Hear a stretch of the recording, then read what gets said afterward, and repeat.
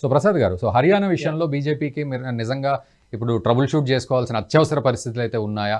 And వారు అన్నట్లుగా రైతులు అనే బ్యాక్గ్రౌండ్ ఒకటి, తర్వాత సంక్షేమ పథకాల విషయంలో కూడా కొంత విమర్శ ఉంది, అన్ఎంప్లాయ్మెంట్ అంటూ కూడా కొంత కాంగ్రెస్ పార్టీ అక్కడ బాణాలు సంధించే అవకాశాలు గట్టిగానే ఉన్నాయి. అండ్ చాలా కాన్ఫిడెంట్గా ఉంది ఈసారి కాంగ్రెస్ పార్టీ. సో ఈ ఈ ఈక్వేషన్స్ ఏ విధంగా ఉన్నాయి హర్యానా విషయానికి వస్తే?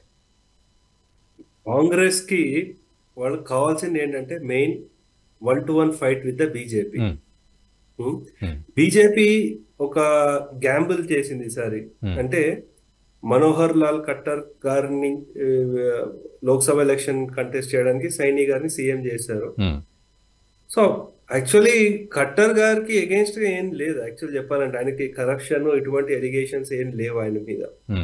సో యాక్చువల్లీ ఆయనకి వ్యతిరేకంగా ఏమొచ్చాయంటే ఈ నూ అనే ఒక ప్రాంతం ఉంది, అక్కడ రైట్స్ జరిగినప్పుడు చాలా మంది హిందువులు వాళ్ళు చాలా కష్టాలు పడ్డారు అనమాట అక్కడ. ఇంకోటి ఫార్మర్ ప్రొటెస్ట్ జరిగింది. ఆయన అంటే ఐరన్ ఫిస్ట్ అంటారు చూడండి, దాంతో అక్కడ అసలు పంజాబ్ ఇక్కడి నుంచి వాళ్ళు రాకుండా ఆపేశారు.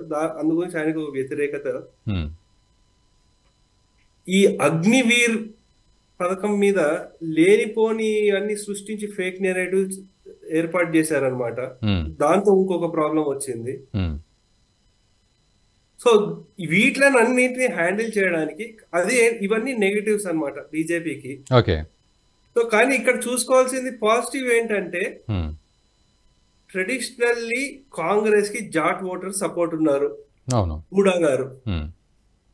అయినప్పటికీ ఇప్పుడు ఇంకొకటి ఇంపార్టెంట్ అంశం ఏంటంటే ఎస్సీ ఓట్స్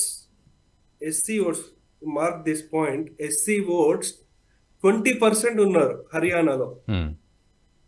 వారందరూ యాక్చువల్లీ ఈ కాన్స్టిట్యూషన్ చేంజ్ అయిపోతుంది అన్న నెరేటివ్ తో కాంగ్రెస్ కి వేశారు.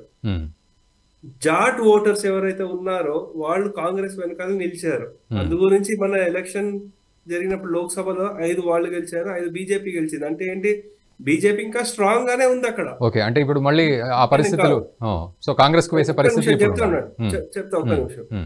అయితే మీరు థర్డ్ పార్టీ ఇంకో దాన్ని ఇంపార్టెంట్ మీరు ఎవరు డిస్కస్ చేయట్లేదు. ఏంటంటే ఇంకో అలయన్స్ ఫామ్ అయింది, BSP Mayawati party with INLD. INLD Jat party, దళితుల పార్టీ బిఎస్పి. సో అందు గురించి ఈ ఓట్లు చీలే అవకాశం చాలా ఉంది. ఏ పార్టీలు అయితే కాంగ్రెస్ కి అయితే సపోర్ట్ చేశాయో అవి ఓట్లు చీలే అవకాశం చాలా ఉంది. కాబట్టి హర్యానా అవుట్ రైట్ కాంగ్రెస్ గెలుస్తుందని మాత్రం ఎక్కడ లేదు.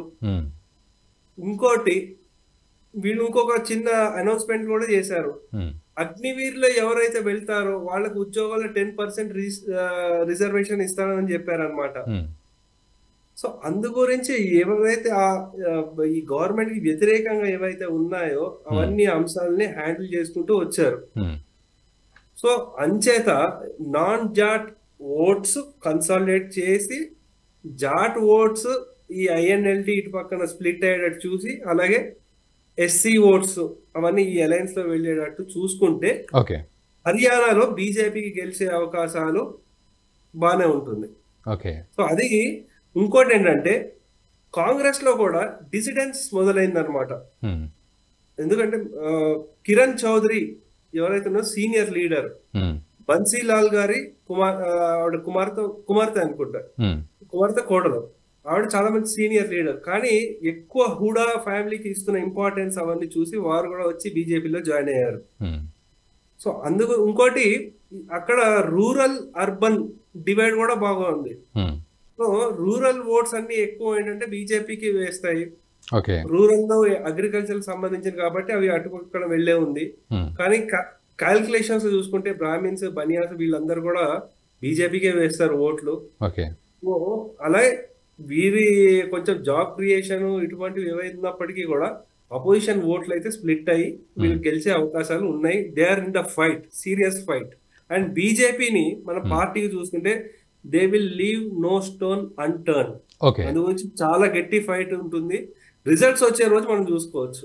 యా, ఈ వీడియో మీకు నచ్చినట్టయితే లైక్ చేయండి, 10 మందికి షేర్ చేయండి. అలాగే కామెంట్ల రూపంలో మీ అభిప్రాయాలను మాతో పంచుకోండి. Nationalist hub group of channels ను సబ్స్క్రైబ్ చేసుకుని తెలుగునాట జాతీయవాద జర్నలిజాన్ని ప్రోత్సహించండి. ఈ వీడియో కింద ఉన్న బెల్ ఐకాన్ పై క్లిక్ చేయడం మర్చిపోవద్దు.